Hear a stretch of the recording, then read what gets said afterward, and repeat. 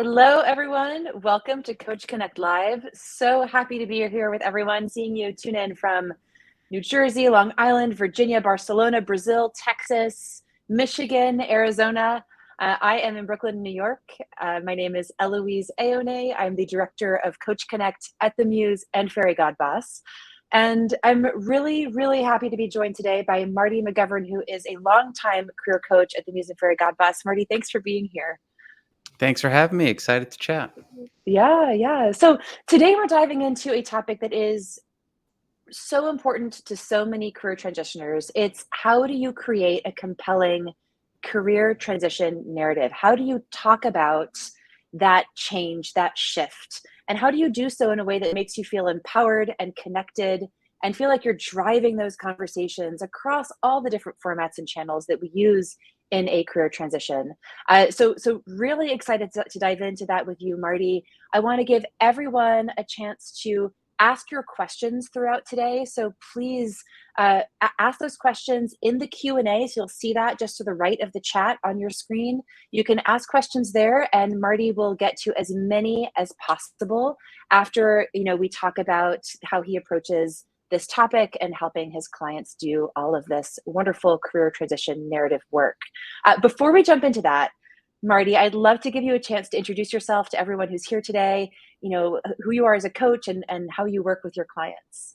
Absolutely. Well, hey, everyone. My name's Coach Marty. I've been with Muse for a long time, and I am a career coach and mental health professional. I actually began my career in the marketing and advertising space, so I combined quite a few different types of industries together to help clients. And one of the big things that I really like to help people do is to build their career confidence and tell their story and create a professional narrative that is aligned with what they want and with what the company wants out of their career. So we'll be talking a lot about that today. Yeah, nice. I feel like that's such a key thing, right? That confidence, having so many clients that I know come to the Muse to work with coaches. That's one of the biggest things that they lack is having that confidence. And that confidence is knowing that story, knowing how to share it, knowing when to share it, and knowing why you're sharing it and all of those different circumstances. So really happy to jump in. Great. So Marty, when you're working with a client who's in a career transition, I'm curious how you approach this. Like, what are the frameworks? What is the context? What are the things that you think about and share it? And let's pull up some slides here so that we can look at this together as you walk us through. Absolutely. So when I talk with people about their career narrative, usually in our first session, we'll start. I'll ask that infamous "Tell me about yourself" question and let people just sort of go and hear where their story takes us, and then usually at a certain point we'll pause and reflect back on what we're saying and start to ask the question of what here is necessary and what here is unnecessary when talking about ourselves in a professional context. So perfecting a professional narrative is less about, covering every single aspect of your career and more about curating a story about your career that makes sense to you and to the employer for this period of your life. And so that's what Hmm. we'll be diving into today. And some of the Nice. things that I like to do, we're going to talk about how to focus your story. We're going to talk about the 3-point pitch. We're going to talk about value statements, and we're going to talk a little bit about the STAR methodology as well. And so as we get into our conversation here today, the first thing I want to kind of dig into is whenever I'm chatting with someone and I ask them to tell me about themselves, I usually get a sort of play by play of every aspect of their career going all the way back, right? Hmm. And it's one of those interesting things where whenever we're trying to tell our story, whether it's in a networking situation or an interview situation, or even on our resume or our cover letter, we're trying as the job seeker to be historically accurate, to be complete, and low key to kind of get credit for things that maybe we didn't get credit for in our career in the past. And I noticed that that's one of the things that there's this hyper focus on the job seeker side of trying to cover all their bases. When in Hmm. reality, it's too much information for the job seeker and or for the hiring team.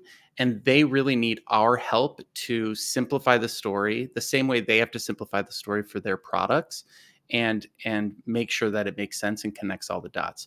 So rather than being historical and boring, we want to try and be curated and compelling by focusing on what is most important and making sure that that gets communicated. Now, the Mhm. way that we do that is we have to focus. If you look at your cover letter, just anyone on this call, pull up your cover letter and take a look at it.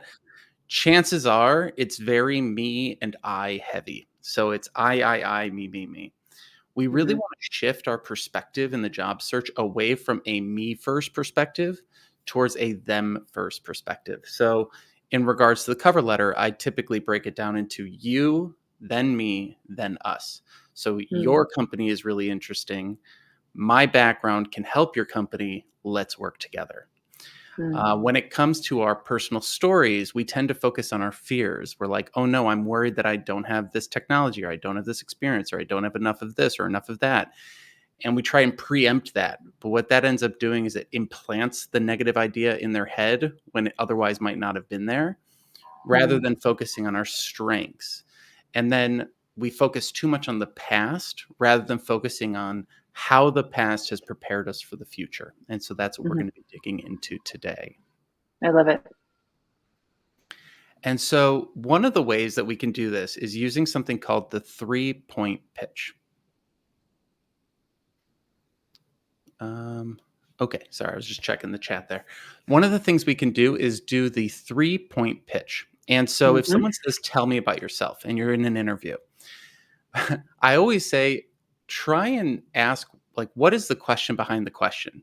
Typically, if Yes. someone says, "Tell me about yourself," they're just reading off a list of questions, right? They're something from ChatGPT, or that their company uses, or that they printed off Google, right? And so when I hear that question, rather than go, "Well, what do you want to know? Where do you want to start? Tell me what you want to do." It kind of go back and forth. We want to frame up the rest of the conversation, give them just enough information, sort of priming them with the key concepts that you want to talk about throughout the rest of the stories and throughout the rest of the conversation. Because in reality, when they say, "Tell me about yourself," what they're saying is, "I'm not ready to have this conversation yet. Can you speed things up?" Yeah, please take the lead. Yeah, yeah, exactly. Yeah, yeah. Can you launch this? And so what we can do here, and I have a framework for you guys written out, is we can start with, I began my career, and we can break our career into 3 phases: past, present, and future. So how might you characterize the first phase of your career? For me, it's marketing and advertising, right? So I began my career in marketing and advertising, where I learned I had a real interest in human psychology and human behavior, something along those lines. Then that has prepared you for the most recent phase of your career, and you can create an Mhm. umbrella for that as well. So for me, it's coaching and mental health. That led to my recent work doing coaching and mental health, where I help organizations improve outcomes for their clients and their job seekers. And then we talk about the future, and this is going to be in relation to who you're talking to, and so it might change a bit depending on the role. And because I've had these experiences, I'm excited to help your organization do these things. So I Mhm. began my career doing this type of work, and I learned I was really good at this aspect of it. That led me to continue to develop in that way, where I helped organizations achieve these outcomes. And that's why I'm excited for this role, where I can help your organization accomplish these things. Very I love cause and this. effect. Yeah, cause and effect. It's and what I'm seeing, and I'm just gonna just interject here because I Please love do. this. It's such a clear one sentence, right? If it within one kind of run-on sentence, you're giving this very clear trajectory. It's forward looking. And you're also, and I really want to emphasize this, and it was on your previous slide as well, you're making a decision about which version of the story you're telling, right? Or it was maybe before this, right? But you talked about like you can't just stick to everything, the history, all the different steps. You need to curate, you need to decide what is the version of the story that I'm telling, and you get to pick and choose, right? So I love this three-part answer to really kind of give that broad scope of what your career is, and especially what you're going to do next. Exactly. I mean, even at the beginning of our conversation here, when I introduced myself, I just gave a couple of little things to give you an idea of who I am. If I actually went through and historically told you about every single job I've ever had, from the graphic design stuff I did to the small side businesses, we'd be here all day. Yeah. So we've got to cull it down, and we've got to make it really clear. Now, when I say take a them first instead of a me first approach, what I mean is focusing on the outcomes. Again, this will help ease your insecurities in telling your story, where it's like, oh, the next job I want needs more education, needs more technologies, needs more certifications, needs more years of experience. The truth is that, a lot of that stuff, while some of it's valid, some of it is probably unnecessary. It really depends on your situation, your industry, and all sorts of different stuff. But we're focusing on the wrong piece of it. We're focusing on what you don't have rather than focusing on what you can do. And one of the things I always say is, if given enough time, aka 40 hours a week, and access to Google and a team to help you, can you do this? And almost everyone's like, well, yeah, I can do that if I have 40 hours a week and a team and Google. I'm like, all right, then say that you can help with that. Like, why are we diminishing what you're capable of just because your last company didn't use Salesforce or something like that? You use something else. Well, you don't want to have to make up a story about using Salesforce. Just talk about what you have done with other CRMs and relate it to Salesforce. So Mhm. I help these people with these problems achieve these results. And the key thing here, and this is going to be probably a very difficult value statement for a lot of you to write, is who are the people you're trying to help? What team? Is it the VP of marketing? Is it certain industries? Is it certain verticals within the company? Who are you trying to help, and why have they justified a budget for this role? Right? They had to go make a business case for this role to pay you a certain amount of money to get a certain amount of money back. If we can identify who it is that's hiring, what the problem is that they opened up the budget for, and how your skills can solve that problem and make them more money than they pay you, we've got a great value statement going on. Yeah. So Yeah. definitely note this down. And it's Marty, I agree with you. It's a very simple structure. What is hard is doing it well and being specific in each of these blanks that you have to fill in. It's a lot of iteration and finding that right thing, but incredibly powerful statement when you find that right thing that feels good to you, analyze and aligns with the organization for sure. Yeah, and it may change depending on who you're talking to. So if I'm talking to a school, it's I help education organizations who have a lot of students looking for jobs achieve better career outcomes. But if I'm working Hmm. with an individual, it's I help stressed out job seekers who are struggling to find a job improve their job search, right? So Yeah. it can change depending on your audience, and knowing we don't want to have 100 audiences, maybe 3 max, but find your audiences that you're going after and create these problem statements.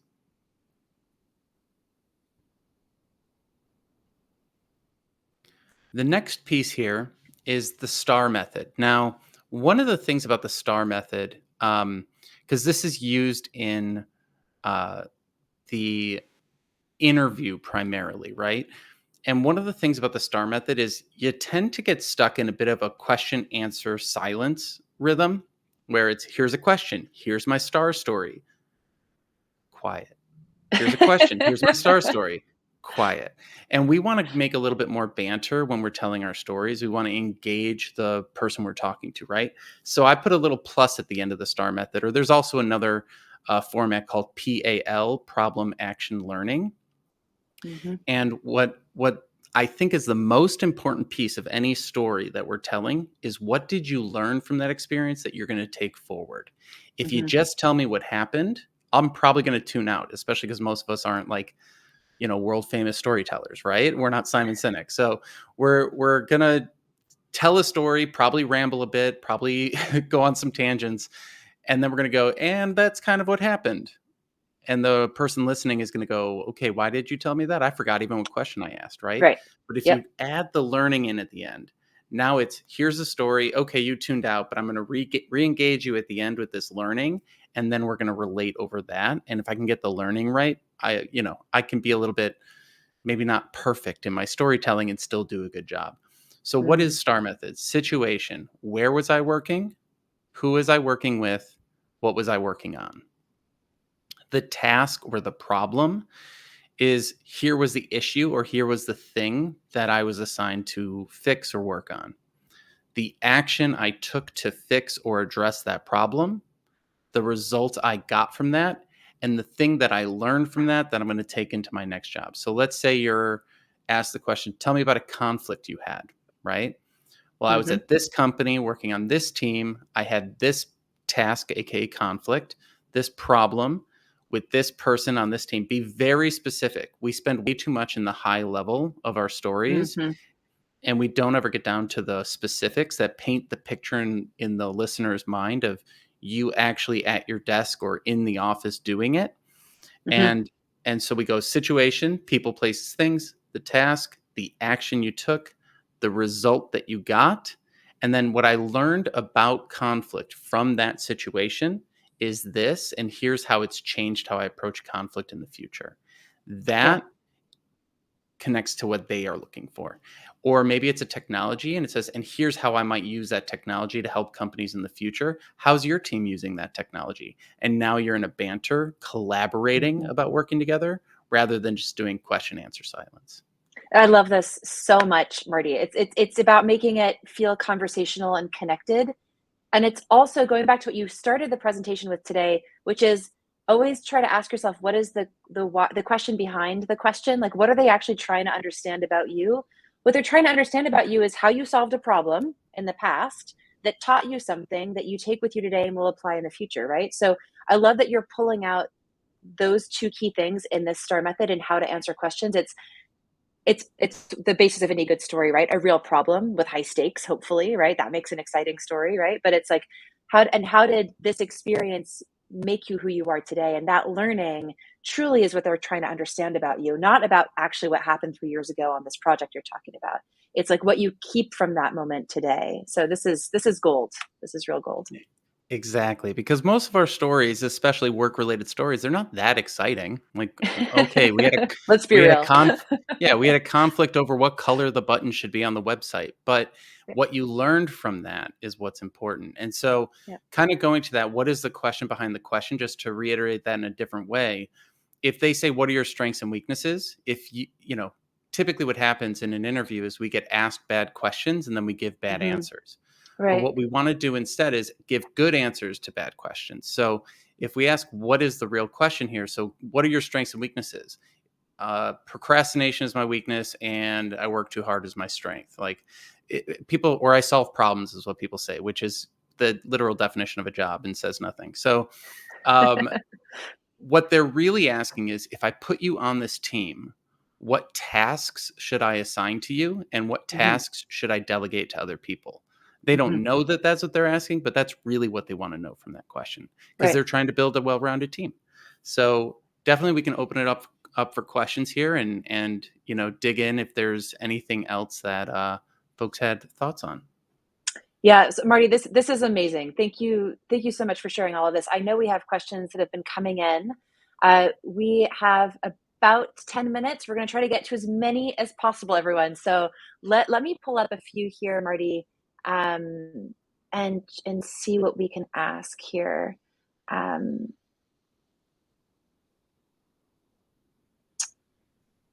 Let me see.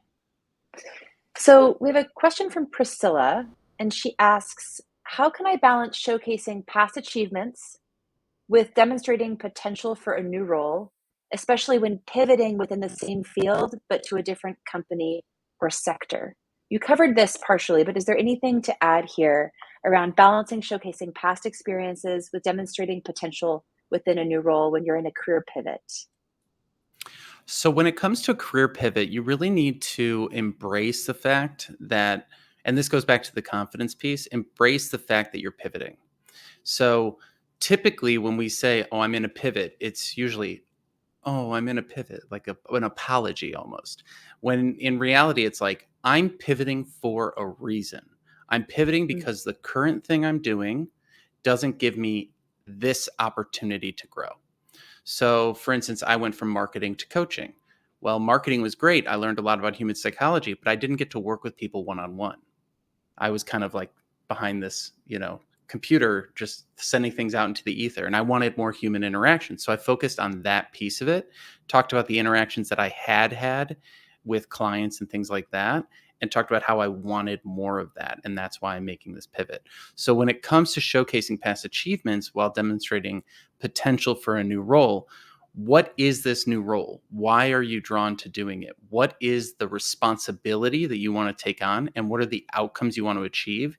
And how have you done something similar to that in the past?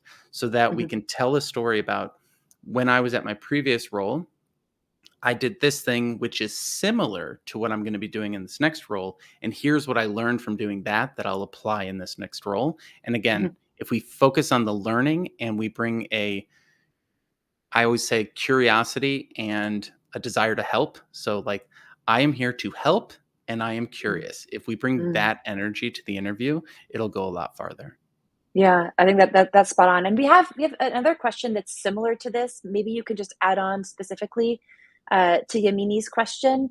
But they asked, how do you create a smooth transition story when you're moving from one industry or role to something that is completely different with zero overlap? I'm asking this, Marty, because it's a question that we tend to get a lot from people at the Muse. We're feeling like they're making this big change and they just don't see any of that overlap. How do you talk about that with potential employers? It's a really interesting question, and I would love to know what specifically the jobs were so I could speak to it directly. But I'll just use an example of a teacher who's trying to become a graphic designer, right? Um, Great. or actually, it was a teacher trying to become like a web designer, web developer kind of a role. Hmm. So, what we did was we talked about their background in curriculum development and how they're Hmm. highly organized and Hmm. really structured and how they want to apply that into a corporate space where they can actually help organize and implement impressive systems that improve the functionality, right? So used to improve the functionality of the classroom, now wants to improve the functionality of the workplace. Try and use the language of the next job to describe the past job.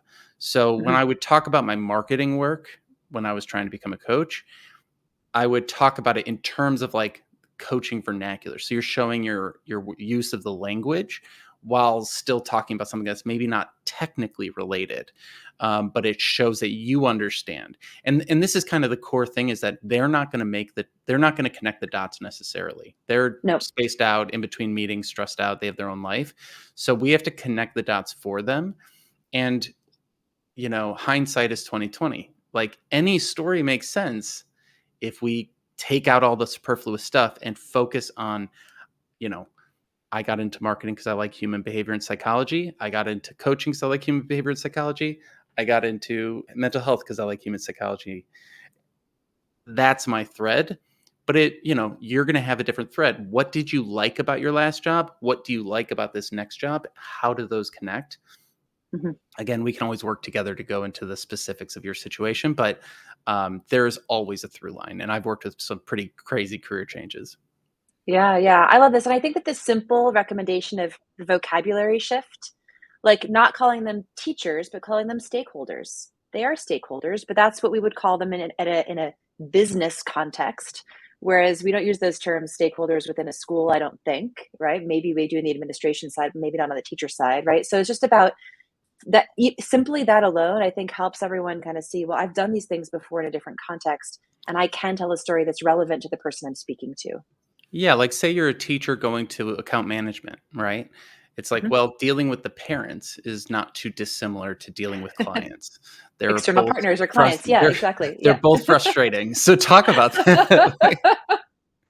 Yeah, you got some real skills there, right? If you can get them to see things your way. Totally. Yeah, yeah, yeah, yeah. Um, a great question came in from Hannah. She says, Marty, I appreciate your realistic view on interview questions. So do I. I agree with you, Hannah. She says, I never thought about what questions are they really asking.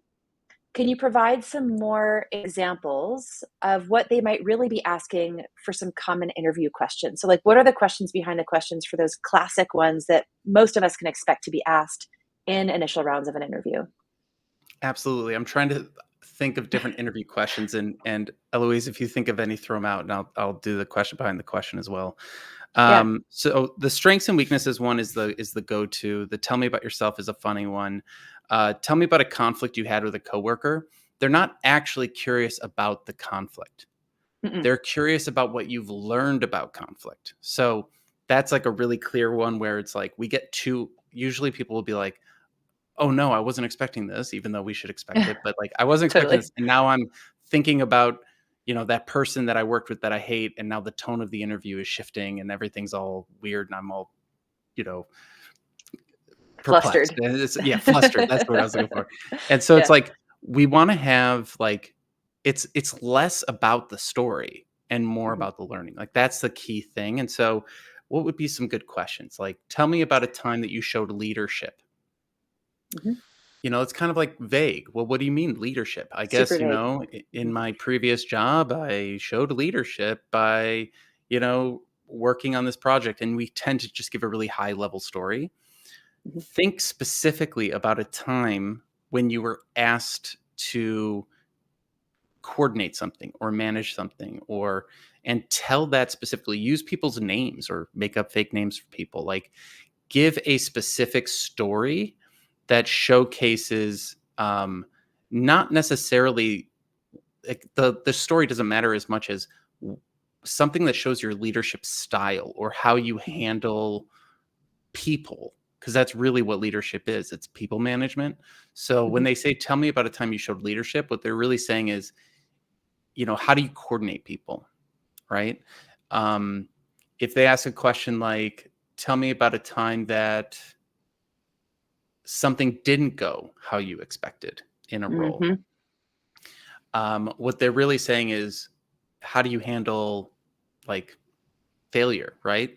Or change. Yeah. Mhm. Yeah, how do you handle change? And so we can kind of dig into that and go, all right, well, the question that they're really asking is like, how do I stay how do I bounce back from things, or what lessons have I learned?